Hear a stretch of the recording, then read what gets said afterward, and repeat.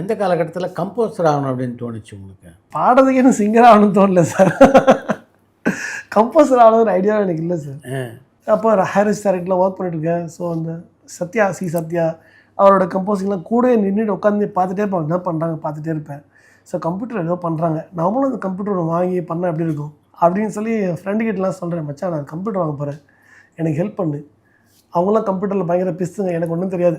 Chatting தான் அவங்க பண்ணுவாங்க, அப்போலாம் கூட இருந்து சேட் பண்ணுவேன், அவ்வளோதான் எனக்கு கம்ப்யூட்டர் தெரியும்.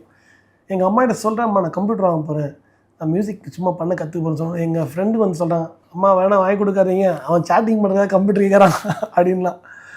இல்லை எங்கள் பையன் கேட்குறான்னு சொல்லி எங்கள் அம்மா வந்து அப்போயே வந்து டியூவில் வாங்கி கொடுத்தாங்க, கம்ப்யூட்டர் வாங்கி கொடுத்தாங்க.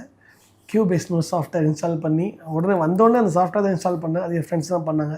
அண்ட் அதில் நான் வந்து கரோக்கீஸ் பண்ண ஆரம்பித்தேன். -1 தான், ஏதாச்சும் ஒன்று தெரிஞ்ச விஷயத்த முதல்ல பண்ண பார்ப்போம். கரோக்கீஸ்லாம் நம்ம எப்படி பண்ணுறாங்க, சரி எப்படி பண்ணுறாங்கன்னு பார்த்து ஒரு கீபோர்ட் பிளேயர் என் ஃப்ரெண்டு இப்போ எங்கள் அருண் தான், அவனை வச்சு கீபோர்டு வாசி நான் சொல்கிறேன், இந்த மாதிரி கரெக்டாக வாசி, இந்த கார்ட்ஸ் எல்லாம் வாசி, இல்லைடா இந்த வாசியை பண்ணி வாசிக்க வச்சு ரிதம் நான் ப்ரோக்ராமிங் பண்ண அப்படியே ஃப்ரூட்டி லூப்னு ஒரு சாஃப்ட்வேர் இருக்கும், அதில் ப்ரோக்ராமிங் கற்றுக்கிட்டு பண்ண ஆரம்பிச்சு அப்படி ஒரு பேசிக்காக வந்து கரோக்கீஸ் பண்ண ஆரம்பிச்சேன் சார். -1 ஸ்டேஜில் பாடுறதுக்கு பண்ண ஆரம்பிச்சு ரொம்ப நல்லா வந்துட்டு இருந்துச்சு. ஸோ ஸ்ரீலங்காவில் ஷோக்கு போயிருக்கும்போது என்னுடைய ட்ராக்ஸ் எல்லாம் வந்து சவுண்ட் நல்லா இருக்குதுன்னு அங்கே இருக்க அந்த எஃப்எம் ஹெட் வந்து சொன்னான், மாயா ஒரு பேர் சொன்னார், மச்சான் உன்னுடைய சவுண்ட் நல்லா இது ஒன்று ட்ராக்லாம் அப்படின்னு சொல்லணும். அவங்க மச்சான் நானே பண்ணிப்பேன், எனக்கு அந்த கரோக்கீஸ்லாம் சொன்னேன். நீ ஏன் மியூசிக் பண்ணக்கூடாது அப்படின்னு நான் கேட்டேன். மியூசிக்லாம் பண்ணுற ஐடியா எனக்கு இல்லை மச்சான், அதெல்லாம் எனக்கு தெரியாதுன்னு சொன்னேன் நான். நீ ட்ரை பண்ண, இப்போ நம்ம ஸ்டேஷனுக்கு ஜிங்கர்ஸ் பண்ண எஃப்எம்க்கு அப்படின்னு சொல்லி சொன்னாங்க.